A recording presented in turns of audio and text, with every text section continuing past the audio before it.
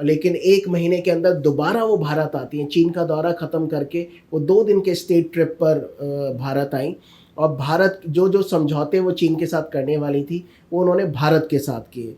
तो there may be a possibility कि China को भी इस विषय पर लगा होगा कि शेख हसीना ठीक नहीं कर रही हैं और ऐसे में कुछ ऐसी सरकार बांग्लादेश में रहे जो चीन के जो वेस्टेड इंटरेस्ट हैं उनको सर्व कर पाए। तो खालिदा जिया हाउस अरेस्ट में थी, उनको अब निकाल लिया गया है और अब जिस तरीके के स्टेटमेंट खालिदा जिया दे रही हैं, तो मुझे लगता है कि जमाते इस्लामी के सपोर्ट के माध्यम से बीएनपी अब सत्ता में आएगी और उनको आईएसआई का भी समर्थन रहेगा।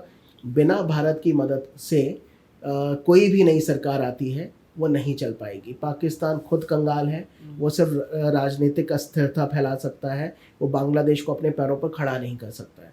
नमस्कार। बांग्लादेश से आ रही ये तस्वीरें वाकई हैरान करने वाली हैं। वो शख्स जिसने बांग्लादेश की स्थापना की, शेख मुजीबुर रहमान, आज उसकी प्रतिमाओं को तोड़ा जा रहा है, उनको क्षतिग्रस्त किया जा रहा है, उसकी पहचान को मिटाया जा रहा है। पिछले कई सालों में जो लगातार खबरें बांग्लादेश से आती थी वो ऐसी थी कि बांग्लादेश साउथ एशिया में सबसे ज्यादा तेजी से आगे बढ़ने वाली अर्थव्यवस्था है। प्रति व्यक्ति आय अपने आसपास के तमाम देशों में कहीं ज्यादा है। लेकिन अचानक क्या बदला कि लगातार 3 टर्म से सत्ता पर काबिज शेख हसीना को अपनी सत्ता छोड़नी पड़ी। अचानक इस्तीफा देकर देश छोड़ना पड़ा। आज वो भारत में है। आज बांग्लादेश कट्टरपंथियों के कब्जे में है। आज इसी बांग्लादेश की परिस्थितियों को समझने की कोशिश करेंगे अपने खास कार्यक्रम डिकोडिंग विद जे के नाम में। और इसको डिकोड करने के लिए आज हमारे साथ है खास मेहमान, जेएनयू के centre for national security studies के associate professor doctor Amit Singh. Sir, बहुत बहुत स्वागत है। धन्यवाद। बहुत से सवाल हैं, लेकिन शुरुआत इसी से करते हैं। एक ऐसा देश जिसकी अर्थव्यवस्था के बारे में एग्जाम्पल दिए जा रहे थे, कम से कम साउथ एशिया में, आसपास के देशों में कहा यह जा रहा था कि देखिए पाकिस्तान कहां रह गया और बांग्लादेश कहां पहुंच गया। अचानक क्या बदल गया? कौन से प्लेयर्स है जिसने आज बांग्लादेश को इस स्थिति में लाकर खड़ा कर दिया? देखिए, जो मेरा मानना है कि अगर बांग्लादेश के प्रेजेंस क्राइसिस को समझना है तो मुझे लगता है इतिहास में जाना पड़ेगा।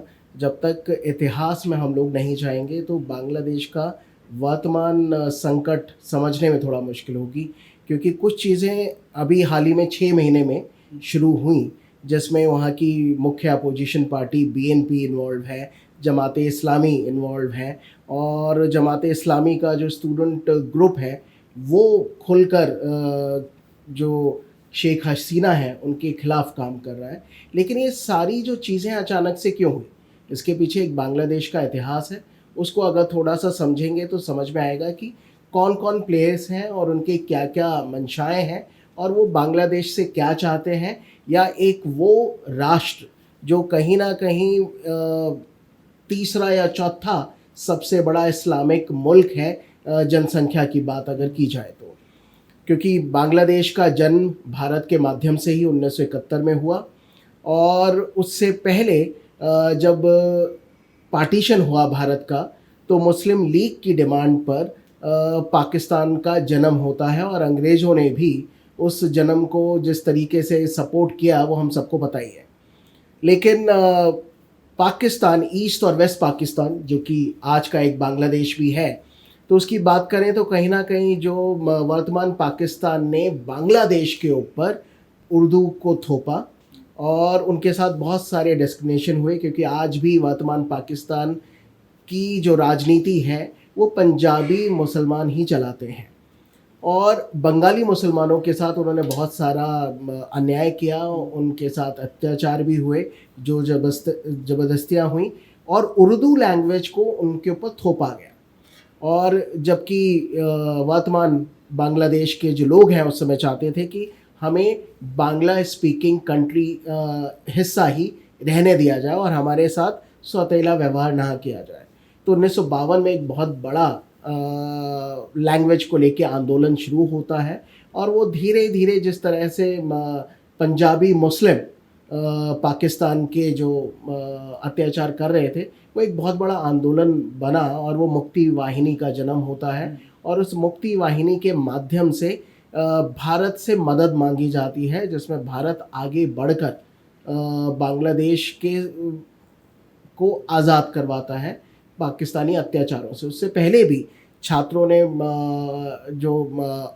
हमारा जो ये मुक्ति वाहिनी के साथ बांग्लादेश के छात्र खड़े थे और उन्होंने बहुत बड़ा प्रदर्शन किया, लेकिन पाकिस्तानी आर्मी ने बांग्लादेश यूनिवर्सिटी में घुसकर सैकड़ों छात्रों को मौत के घाट उतरवा दिया। अगर बोला जाए तो जलियांवाला हत्याकांड जैसी चीज़ें बांग्लादेश में हुई थी। और उसके बाद जिस तरह से लोगों का सेंटिमेंट भड़का और भारत ने भी आगे बढ़कर, क्योंकि भारत की अपनी चिंताएं भी थीं, क्योंकि भारत को कहीं ना कहीं दोनों बॉर्डर की तरफ देखना पड़ता था जब भी पाकिस्तान के साथ, चाहे वो 47 में या 65 में जिस तरीके से युद्ध हुआ।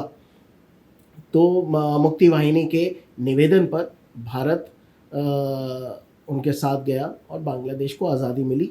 और ऐसे में जो भारत के मित्र राष्ट्र थे उन्होंने आगे बढ़कर बांग्लादेश को रिकॉग्नाइज भी किया। उस समय तक अमेरिका जो था वो पाकिस्तान का एलाई था और कश्मीर के मुद्दे पे वो पाकिस्तान के साथ ही खड़ा रहता था। और उन्होंने भी बांग्लादेश क्रिएशन का उस समय विरोध किया। उनके अपने अलग इंटरेस्ट थे, पाकिस्तान को सेटिस्फाई करना था या व्हाटएवर। तो उसके बाद मुजीबुर रहमान की सरकार आती है और उनका एक मंतव्य था कि वो बांग्लादेश को एक विकसित राष्ट्र बनाए और बांग्लादेश की उन्नति और तरक्की हो, जिसमें उन्होंने कोशिश की। लेकिन पाकिस्तान को जो ये दर्द था वो, क्योंकि पाकिस्तान की आर्मी ने सरेंडर किया, उनकी सबसे बुरी हार इतिहास में अगर देखा जाए, जो पाकिस्तान मानता है कि बेइज्जती के साथ उनको वहाँ से निकाला गया, उनको हथियार डालने पड़े हजारों सैनिकों को। तो लेकिन वो वहाँ से चले तो गए, लेकिन उनका ये मंतव्य था कि बांग्लादेश को हम कैसे वापस ले लें, या बांग्लादेश अलग भी हो गया तो वो हमारे साथ ही रहे। तो मुजीबुर रहमान ने कोशिश की, उनको बांग्लादेश का निर्माता भी कहा जाता है, और वो चाहते थे कि बांग्लादेश एक सेकुलर मूल्यों पर आगे बढ़े, क्योंकि उस समय भी अच्छे खासे हिंदू, बुद्धिस्ट और क्रिश्चियन लोग बांग्लादेश में थे। लेकिन कहीं ना कहीं आईएसआई या पाकिस्तान के इशारे पर मुजीबुर रहमान का भी असैसिनेशन होता है 1977 में। वो ज़्यादा देर वहाँ राज नहीं कर पाए। उसके बाद वहाँ पे सैनिक शासन आता है। हालांकि वो भी जियाउर रहमान भी ज़्यादा दिनों तक नहीं रह पाए। 1977 में उनका भी असैसिनेशन होता है। उसके बाद 1983 में एक और मिलिट्री लीडर का असैसिनेशन होता है। तो कहीं ना कहीं प्रजातंत्र की कमी बांग्लादेश में थोड़ी नज़र आई, क्योंकि 1971 से लगभग 77 तक वहाँ पे प्रजातंत्र रहा, उसके बाद सैनिक शासन रहा। लेकिन 1990 से वहाँ पर प्रजातंत्र को लेके प्रो डेमोक्रेटिक मूवमेंट शुरू हो गए, जिसमें अवामी लीग ने भी बड़ा रोल प्ले किया। शेख हसीना उनकी पुत्री थी, वो चाहती थी कि अपने पिता के क्रेडेंशियल्स को आगे बढ़ाते हुए, उनके जो मूल्य हैं उनको आगे बढ़ाते हुए वो बांग्लादेश को लीड करें। वहीं पे खालिदा जिया, जो एक मेजर अपोजिशन पार्टी है बीएनपी, खालिदा जिया उनकी नेता थी, उन्होंने भी बीच में रूल किया। लेकिन कहीं ना कहीं जो वहाँ पे प्रजातंत्र आया भी, लेकिन प्रजातांत्रिक सरकार होने के बावजूद भी बांग्लादेश का इतिहास कहीं ना कहीं खूनी इतिहास ही रहा। सरकार चाहे बीएनपी की रही हो या अवामी लीग की रही हो, दोनों ही पार्टियां जब भी सत्ता में रहीं, उन्होंने अपने विरोधियों को बुरी तरह कुचलने की कोशिश की। कई बार एक्स्ट्रा जुडिशियल किलिंग्स सामने आती हैं और फोर्सिबल अरेस्ट, हाउस अरेस्ट, इस तरह की भी चीज़ें आती हैं। अभी जो हाल ही में हुआ कि अवामी लीग के 20 से भी ज़्यादा बड़े नेताओं को मौत के घाट उतार दिया गया। उन लोगों को भी मारा जा रहा है जो कि शेख हसीना के नज़दीकी माने जा रहे हैं। यहाँ तक कि मुजीबुर रहमान के ऊपर जो फिल्म बनाई गई उसमें भी काम करने वाले अभिनेताओं को मार दिया गया, डायरेक्टर को मार दिया गया, स्क्रिप्ट राइटर को भी मार दिया गया। तो ये बहुत ही चिंता का विषय है, लेकिन इतिहास कहीं ना कहीं बांग्लादेश में इन्हीं चीज़ों का रहा है। लेकिन वो समय के साथ पाकिस्तान एकदम कमजोर उस वक्त हुआ जरूर, लेकिन उसके बाद भी वो लगातार एक मजबूत राष्ट्र के तौर पर था। लेकिन आज की स्थिति में जहां पाकिस्तान अब से सबसे कमजोरतम स्थिति में है, उसका इन्फ्लुएंस वहां बांग्लादेश में कैसे इतना ज्यादा हो गया कि उसने अ, अपने से कहीं मजबूत इकोनॉमी को ढहाने का काम किया। और कहाँ वो इतनी वो जो गड़बड़ी बांग्लादेश के अंदर, वो जो लोकल प्लेयर्स थे, उसको उनके मन में वो जहर, वो चीजें कहाँ से इतनी पैदा हुई कि उन्होंने इतने लंबा संघर्ष, इसको कहें कि प्रदर्शन किया, हिंसक प्रदर्शन हुए और आज वास्तव में काबिज हो गए। देखिए, जो मैंने आपको बताया कि पाकिस्तान बेइज्जत होके बांग्लादेश से निकला और उनके मन में दर्द था कि भारत ने हमारे मुल्क के दो टुकड़े कर दिए और हमें अपना ज़मीन वापस लेनी है। तो वो ज़मीन वापस लेने में तो सफल नहीं हो पाए, या ये बोलें कि वो एक लॉन्ग टर्म स्ट्रैटेजी पे काम कर रहे हैं। और कहीं ना कहीं इस्लामिक ब्रदरहुड वाली बात कई बार आती है, क्योंकि बांग्लादेश एक सुन्नी डोमिनेटेड मुस्लिम कंट्री है और वो भी कई बार इस्लामिक टेररिज्म या कई इस तरह की चीज़ों को भी, क्योंकि वहाँ पे जमात इस्लामी जैसे संगठन है, हुजी जैसे संगठन है, जो एक एंटी इंडिया प्लान पे काम करते हैं। और कई बार ऐसा देखने को आया है कि आईएसआई इनको फाइनेंशियल सपोर्ट करती है। अफ़गानिस्तान और पाकिस्तान में जमात इस्लामी और एक हिफाजत इस्लाम भी एक ग्रुप है कि उसके कुछ लोग जाकर ट्रेनिंग लेते हैं। वर्तमान चुनाव में भी नज़र आया कि बीएनपी को और जमात इस्लामी को आईएसआई ने फंड किया, क्योंकि वो चाहते थे कि कुछ ये लोग सत्ता में आए, अवामी लीग ना आ पाए, क्योंकि अवामी लीग का कहीं ना कहीं थोड़ा सा क्रेडेंशियल, जो मेरा मानना है, वो चाहते थे कि इस्लाम के इतर भी कई जो और अन्य माइनॉरिटी सेक्शन है बांग्लादेश में जो रहते हैं, वो भी फलें फूलें या शांति से रहें, उनको उस तरह की परेशानियां ना हो।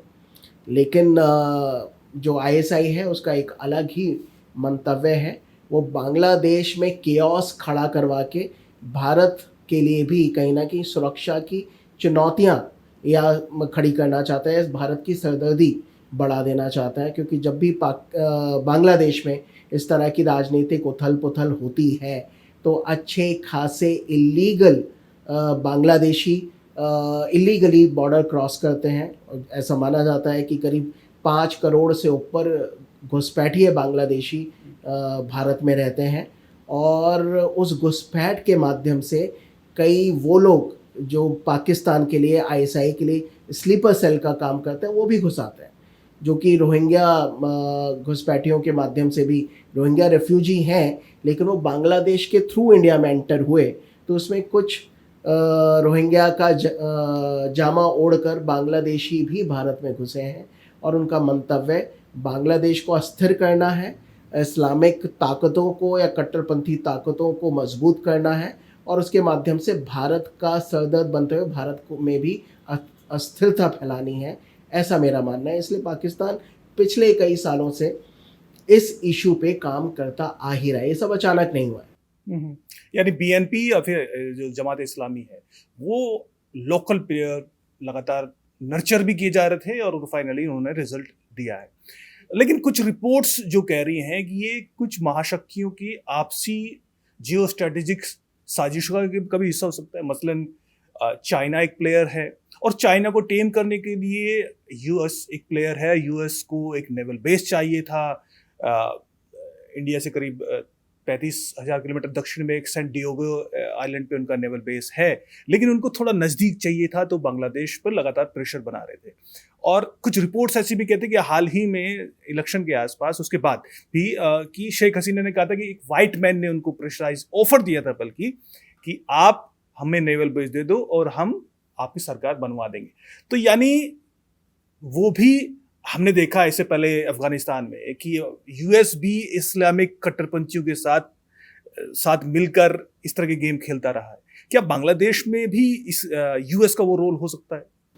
और देखिए, क्योंकि अंतर्राष्ट्रीय संबंधों में कॉन्स्पिरेसी थ्योरी के लिए अच्छी खासी जगह है और कुछ भी हो सकता है, क्योंकि ये सारी जो बड़ी शक्तियाँ हैं ये हमेशा से ही अपना राष्ट्रीय हित साधते आए हैं।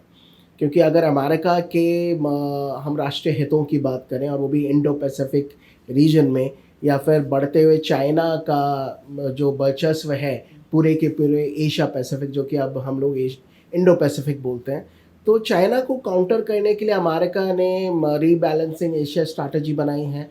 और उसी के मद्देनज़र उसने क्वाड और ऑकस जैसे रीजनल संगठन भी बनाए हैं, और वो इंडिया को इसमें एक इम्पॉर्टेंट प्लेयर भी मानता है। और वो कई बार ये बोल चुके हैं कि India is a lynch pin in their rebalancing Asia strategy. और इंडिया के भी अपने अलग मसले हैं चाइना के साथ, हमारा बॉर्डर डिस्प्यूट है, और हम ये भी मानते हैं कि वर्तमान समय में चाइना हमारा सबसे बड़ा दुश्मन है। और अगर पाकिस्तान से तुलना करें तो कहीं ना कहीं इंडिया भी क्वाड में एक इम्पॉर्टेंट रोल प्ले कर रहा है, और इंडिया का अच्छा खासा प्रेजेंस है इंडियन ओशन में। और जो आपने भी बताया, जो मुझे भी बताया कि डिएगो गार्सिया में एक नेवल बेस है अमेरिका का।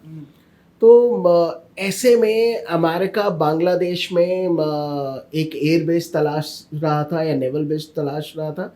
मुझे लगता है इस पर थोड़ा सा और रिसर्च होना चाहिए। ये बात बिल्कुल सही है कि शेख हसीना ने बोला था कि एक वाइट मैन ने उनको बोला कि उनको बांग्लादेश की धरती का कुछ हिस्सा चाहिए जिस पे वो एयर बेस बना सकें। और वो उन्होंने ये खुलकर बताया नहीं कि वो कौन सा मुल्क था। लेकिन ऐसे कयास लगाए जा रहे हैं कि जिस प्रकार से अमेरिका ने जो कि कुछ सैंक्शन बांग्लादेश की एलीट सिक्योरिटी एजेंसीज़ पे लगाए, यहाँ तक कि शेख हसीना पे भी कई तरह का नियंत्रण लगाया। ये जो वर्तमान में चुनाव हुए इस पे कई प्रकार के क्वेश्चन मार्क लगाए और बोला कि ये फ्री एंड फेयर इलेक्शन नहीं है, आपको फ्री एंड फेयर इलेक्शन करना चाहिए था। अभी जो खबरें आ रही हैं कि उन्होंने शेख हसीना को वीज़ा देने से मना कर दिया है, हालांकि हसीना जी का बोलना है कि मैंने ऐसा कुछ अप्लाई ही नहीं किया। तो यानी बहुत सारे इफ्स एंड बट्स हैं, लेकिन फिर भी बड़ी ताकतों के अपने अलग इंटरेस्ट हैं। और हमेशा से ही अमेरिका ये चाहता है कि वो पूरे दुनिया का एक दादा बनकर उभरे और वो कंट्रोल करे पूरे विश्व को। तो ऐसा हो भी सकता है कि वो वाइट मैन अमेरिका ही हो, क्योंकि अमेरिका पूरे दुनिया में ये दिखाता है कि पूरे प्रजातंत्र का बीड़ा उन्होंने ही अपने सर पर उठा रखा है। और जहाँ पर भी लोकतंत्र को लेकर किसी भी प्रकार का क्वेश्चन मार्क लगेगा तो हम सबसे पहले हैं और आगे खड़े होकर लोकतंत्र की रक्षा करेंगे। लेकिन मेरा मानना है कि अमेरिका को अपने गिरेबान में भी झांक कर देखना चाहिए, क्योंकि जिस प्रकार से बाइडेन जब सत्ता में आए और सत्ता का हस्तांतरण बिल्कुल भी शांतिपूर्वक था नहीं, लोग जिस तरह से कैपिटल हिल में घुस गए और जो तोड़फोड़ हुई वो किसी से छुपा नहीं है। ब्लैक लाइफ मैटर जैसे भी इशू वहाँ पे होते हैं, ह्यूमन राइट्स अब्यूजेस अमेरिका में सबसे ज़्यादा हैं, आए दिन माइनॉरिटी पे अटैक होते हैं, कई मंदिरों पे भी वहाँ पे लिखा पाया जाता है कि हिंदूज गो बैक। तो मुझे लगता है उनको अपने गिरेबान में झांकना चाहिए। अभी हाल ही में ट्रंप पर जिस तरह से असैसिनेशन का अटेम्प्ट हुआ कि वो एक बहुत बड़ी चिंता का विषय, और ये पहली बार नहीं था, बहुत बार अमेरिका में जो पॉलिटिकल किलिंग्स हुई हैं, असैसिनेशन हुआ है। और ऐसे में अमेरिका का ये कहना कि वही जो है प्रजातंत्र की रक्षा कर रहा है, ऐसा ठीक नहीं है। उनको अपने गिरेबान में भी झांक कर देखना चाहिए। लेकिन उनके अपने वेस्टेड इंटरेस्ट हैं, वो चाइना पे लगाम लगाना चाहते हैं, क्योंकि चाइना उनकी हेजेमनी को चैलेंज कर रहा है, ऐसा अमेरिका का मानना है। तो वो मुझे लगता है उसको रोकने के लिए किसी भी हद तक जा सकते हैं। लेकिन जैसे आपने कहा इससे पहले कि पाकिस्तान का रोल कहीं ज़्यादा दिखाई देता है जमात इस्लामी के जरिए और बीएनपी के जरिए, ऐसी स्थिति में ये ज़्यादा तर्कशील लगता है कि चाइना का रोल भी इसमें ज़्यादा बढ़ा हो, क्योंकि एंटी इंडिया सेंटिमेंट को उभारने में सबसे ज़्यादा फायदा तो यहाँ पर चाइना को होने वाला है। और जितना नज़दीक बांग्लादेश भारत के नज़दीक था, और धीरे धीरे हमने देखा कि हाल के दिनों में, वर्षों में कई कोशिश भी चीन ने की है बांग्लादेश के साथ, कई संबंध भी, समझौते भी हुए थे। तो उसका भी एक बड़ा रोल हो सकता है, वो भी एक बड़ा प्लेयर है। देखिए वो भी एक बड़ा प्लेयर हो सकता है पिछले कुछ सालों से, क्योंकि शेख हसीना पिछले ये चौथी बार वो इलेक्शन जीती, यानी लगभग 15 साल उन्होंने बांग्लादेश के लिए काम किया, और इन 15 सालों में उन्होंने कहीं ना कहीं बांग्लादेश के लिए बिल्कुल टाइट रोप वॉक की तरह था कि वो इंडिया के साथ भी अच्छे संबंध बना रहा था और चाइना के साथ भी अच्छे संबंध बना रहा था, और कई तरह के agreement, trade agreement, development related activities भी उन्होंने चाइना के साथ की। यहाँ तक कि 2016 में BRI belt and road initiative में भी बांग्लादेश चाइना के साथ गया, डिस्पाइट इंडिया तो नहीं चाह रहा था कि ऐसा हो। हालांकि इस मुद्दे पर अमेरिका ने सबसे ज़्यादा बांग्लादेश की को क्रिटिसाइज़ किया कि आप क्यों चाइना के साथ जा रहे हैं। अभी हाल ही में शेख हसीना जो थी वो चाइना के दौरे पर थी, क्योंकि कॉम्प्रिहेंसिव इकोनॉमिक पार्टनरशिप और कई ट्रेड समझौते होने थे, और चाइना ने वादा भी किया था कि हम करीब 5 बिलियन US$ की मदद भी उनको करेंगे, लेकिन जब वो वहाँ पहुँची तो वो 1 बिलियन US$ से भी कम की मदद कर रहे थे। तो ऐसे में शेख हसीना को लगा कि ये तो चीन हमें ठग रहा है, और कहीं ना कहीं श्रीलंका का एग्जाम्पल भी शायद बांग्लादेश के सामने था कि जिस तरह से चाइना ने श्रीलंका को भी डेब्ट ट्रैप में फंसाया, तो उनको ये लगा कि हमें झूठ बोला गया या हमें बेवकूफ़ बनाया जा रहा है, यहाँ पे चाइना अपने इंटरेस्ट को साध रहा है। तो वो दौरा बीच में ही रद्द कर वापस बांग्लादेश आ गई। जब नरेंद्र मोदी जी अभी दोबारा से तीसरी बार सत्ता में आए तो वो शपथ ग्रहण समारोह में भी आई थी, लेकिन 1 महीने के अंदर दोबारा वो भारत आती हैं। चीन का दौरा ख़त्म करके वो 2 दिन के स्टेट ट्रिप पर भारत आई, और भारत जो समझौते वो चीन के साथ करने वाली थी वो उन्होंने भारत के साथ किए। तो there may be a possibility कि चाइना को भी इस विषय पर लगा होगा कि शेख हसीना ठीक नहीं कर रही हैं, और ऐसे में कुछ ऐसी सरकार बांग्लादेश में रहे जो चीन के जो वेस्टेड इंटरेस्ट हैं उनको सर्व कर पाए। तो हो सकता है उन्होंने भी कुछ रोल प्ले किया हो, क्योंकि जो मुख्य अपोजिशन पार्टी हैं उनके जो चेयरमैन हैं वो प्रो चाइना माने जाते हैं, और वो चाइना को बहुत समर्थन करते हैं। यहाँ तक कि जो खालिदा जिया के पुत्र हैं उन्होंने भी बाहर रह के इंडिया आउट कैंपेन चलाया, जो कि मालदीव में मौजी ने चलाया था, और मौजू माने ही जाते हैं कि वो प्रो चाइना है।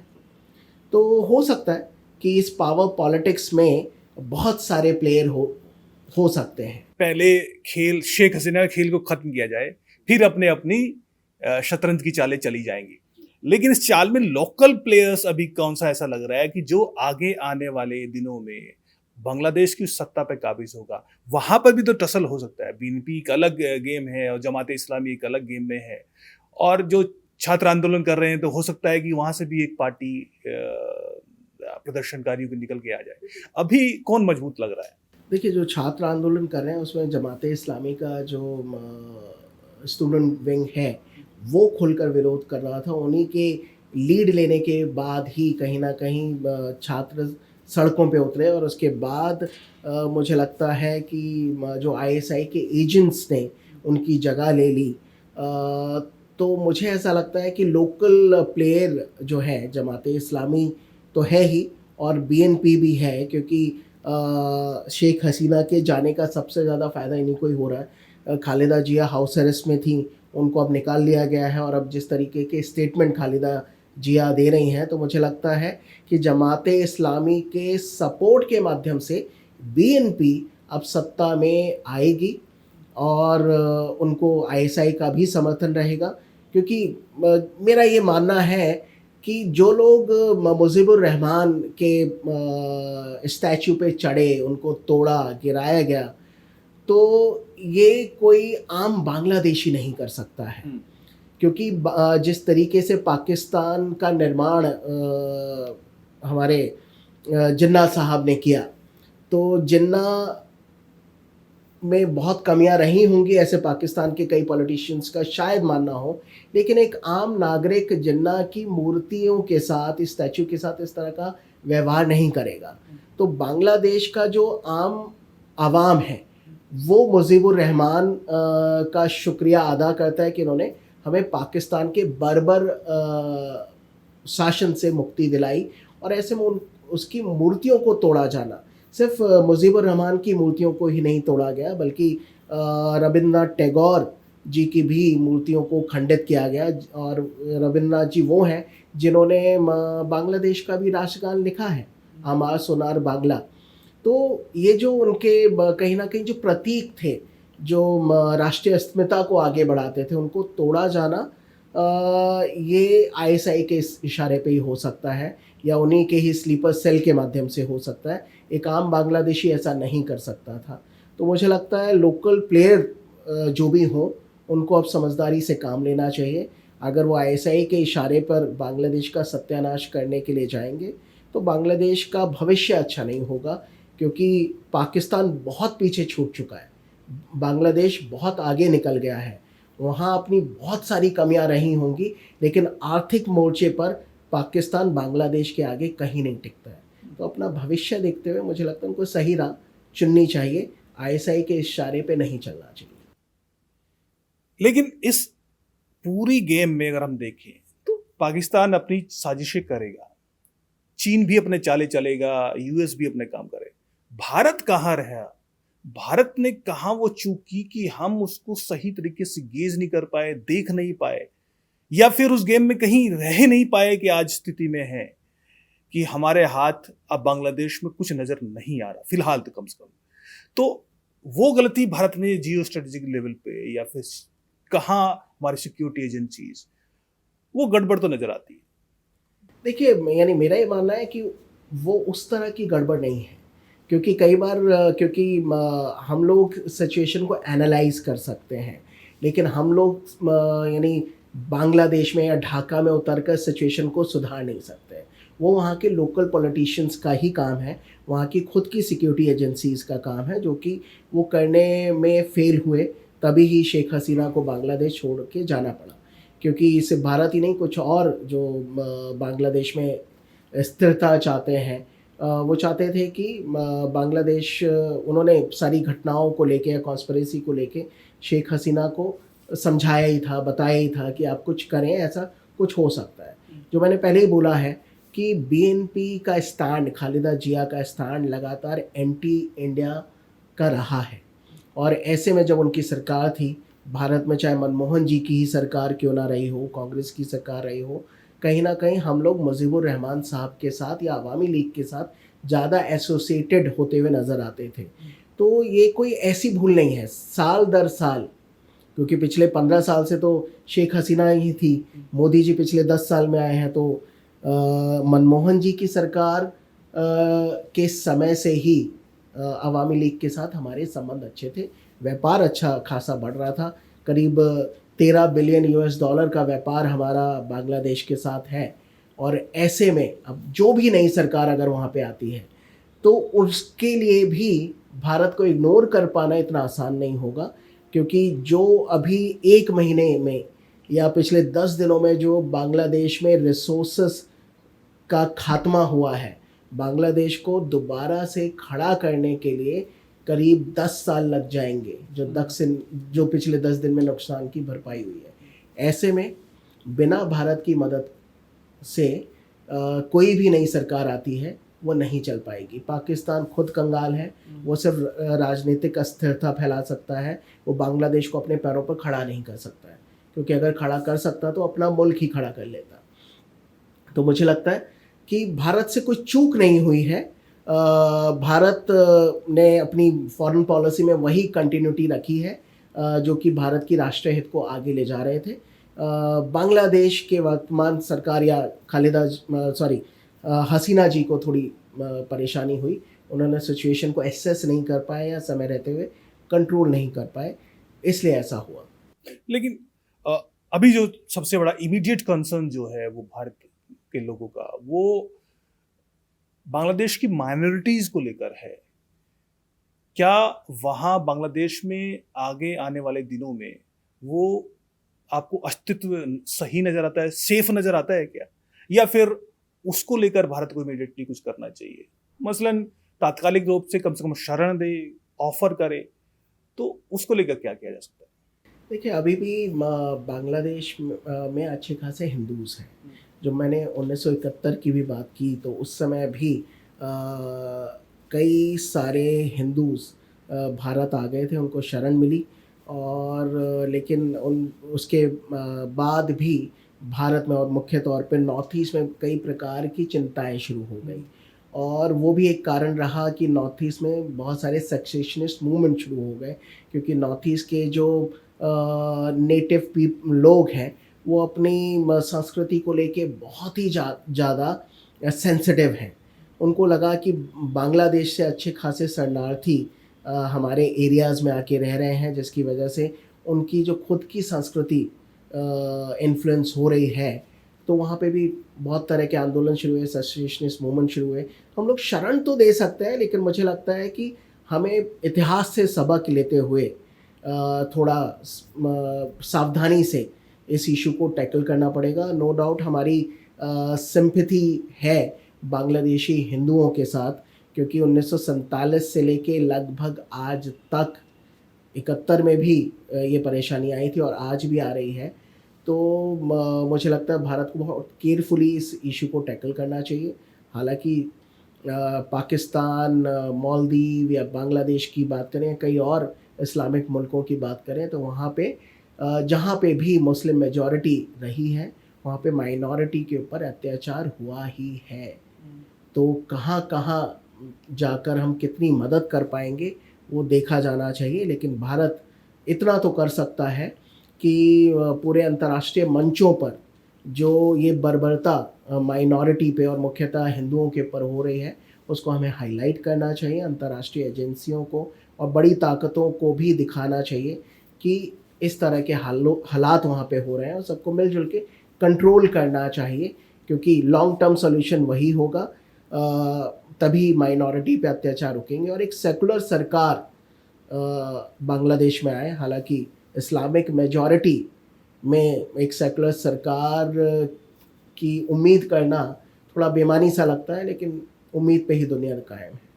अब जो जैसे आपने कहा कि इस्लामिक ताकतें वहाँ पे हैं, क्या इसकी स्थिति आपको, और जिस तरह केओस है वो संभालना मुश्किल नहीं होगा?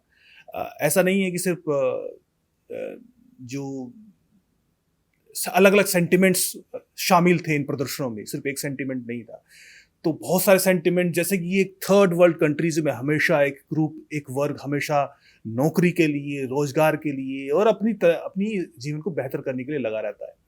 वो जो कल को निराश हुआ, तो क्या आगे हम इसका रिपल इफेक्ट देख सकते हैं?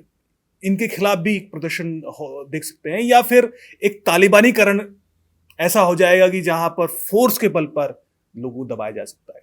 तो भविष्य जो इमीडिएट दिखाई देता है आज की परिस्थिति में, वो कैसा देख रहे हैं बांग्लादेश का? देखिए, भविष्य तो अभी अंधकार में नज़र आ रहा है। अब ये डिपेंड करता है कि अंतरिम सरकार किस प्रकार से बनती है। मेरा ये मानना है कि अवामी लीग के नेताओं को भी इसमें शामिल करना चाहिए।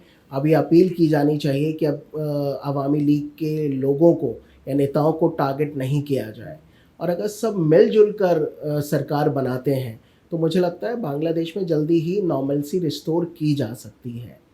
लेकिन अगर वहाँ पे फिर से वही हुआ कि पॉलिटिकल टारगेटिंग की गई, अवामी लीग के लोगों को ख़त्म किया गया, तो ऐसे में बांग्लादेश बहुत ज़्यादा दिनों तक नहीं चल पाएगा।